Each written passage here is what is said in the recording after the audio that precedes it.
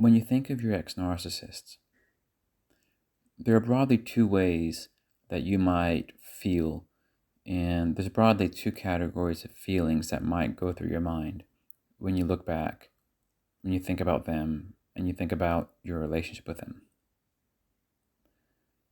On the one hand, if you haven't done a fair amount of healing past the relationship, if you're still feeling, let's say, some form of the trauma bond, maybe you still have a lot of anger and resentment stored within you.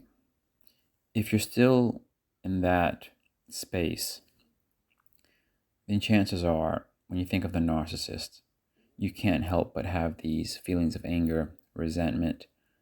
You can't help but feel like you're a victim, and sometimes you think that they deserve to be punished, and you want to see them suffer.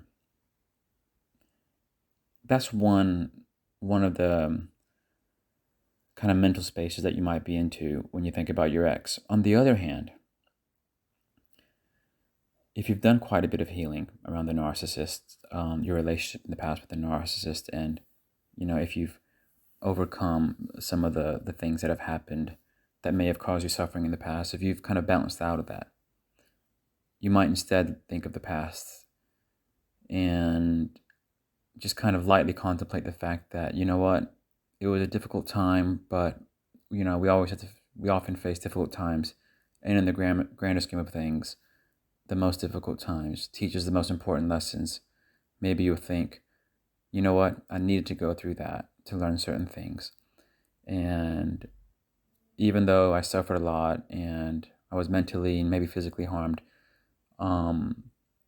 I wouldn't change the experience for anything, because I wouldn't know what I know now. I wouldn't be who I am now, and I wouldn't have the perspectives and revised life dreams that I have had it not been for that. So those are two broadly different ways of thinking, of feeling, when you look back at your previous relationship with a narcissist and what likely would have been a traumatic experience for a long time. If when you think back, you're mostly kind of gravitating towards the former set, which is that kind of negative space of anger, etc., then that just means you have more healing to do within yourself. There's a lot of change of your own perspective that you still have to go through. There's still some acceptance to be done about what you were really, the person you were with at the time, like who they were, what they're really about. If you're very much in that negative space, then that means that you still have some healing to be done. And if you acknowledge that, and you do want to further your healing, you might quickly accept that the key things that you need to work on are your own acceptance of the person that you're with, what they're about, forgiving yourself for being fooled, allowing yourself to let it go. That maybe they were being unfair to you, and maybe they did mislead you for years. But it's not your job to punish them. The universe takes care of itself in some way, shape, or form. Just let it go. As long as you're in that kind of vengeful mindset, you're doing yourself harm. So those are the kind of things that you should be thinking about. And you should be selfish in the sense that you should wish your own well-being, your long-term well-being, and your long-term well-being will be much greater if you kind of release the negativity of the past.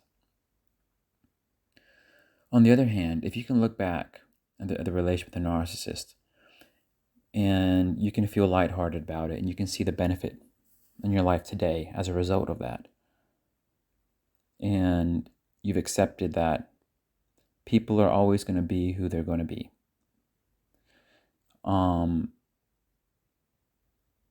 It's difficult enough to change yourself. Changing yourself is very, very difficult. We all have our habits, our ways of thinking, our patterns of belief. It's extremely difficult for us to change ourselves. And then we think sometimes we want to go out and change other people. It doesn't make sense.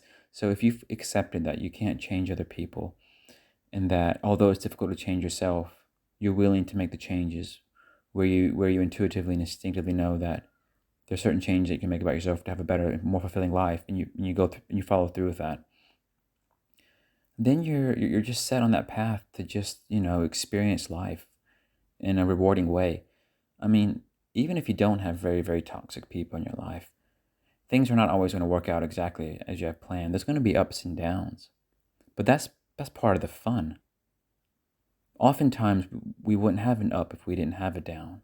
When something's not working out the way you want, you try something new. You get a new idea, and then from the birth of that new idea, you take a new action, and then you get a new result of that action, and so on and so on. So, the normal course of the ups and downs is what gives you your life to live. But what you don't want is somebody who's going to hold you down forevermore as long as they're with you, which narcissists do. So, yeah, if you can kind of think of your past with a narcissist and let them stay in the past and be grateful for the lessons you've taken, but also acknowledge that you'll do everything within your power not to invite those people back into your lives. So sometimes you need to have another rub in with a toxic person, because sometimes there's a lesson there for you. But as soon as you realize what you're dealing with, your thoughts should then be, how can I bounce out of this? How can I not go in any deeper? How can I start going in a more positive direction? The problem is when you go way too deep with toxic people, that sometimes it's hard to get you to work your way out. But putting those scenarios aside, where you're not neck deep in toxicity, the ups and downs of life, they're kind of okay. As long as you feel like you have a direction, as long as you feel empowered, that you're in control of your faculties, as long as you're not afraid to go out and just live, then you'll have lots of good moments every day. You may have some bad moments every day, but you'll have a lot of good moments. You'll have lots of true moments of appreciation of yourself and others every day. If you can feel appreciation just a little bit every day about this, about that, and a bit of frustration about other things, things, like I said, you have the downs and the ups. That's all fine. You're living life, and you always try to have that positive leaning attitude. The ups are always going to dwarf the downs, and on the balance, you'll feel fulfilled. And when you're feeling fulfilled, just appreciate that, and know that, just from time to time, just remember that you have to take care of yourself, and you have to care about how you feel. And anytime somebody's trying to invade your space too much, to the point where they're trying to rob you of your good feelings, rob you of your pride, rob you of your accomplishments, then you immediately know to leave those people behind.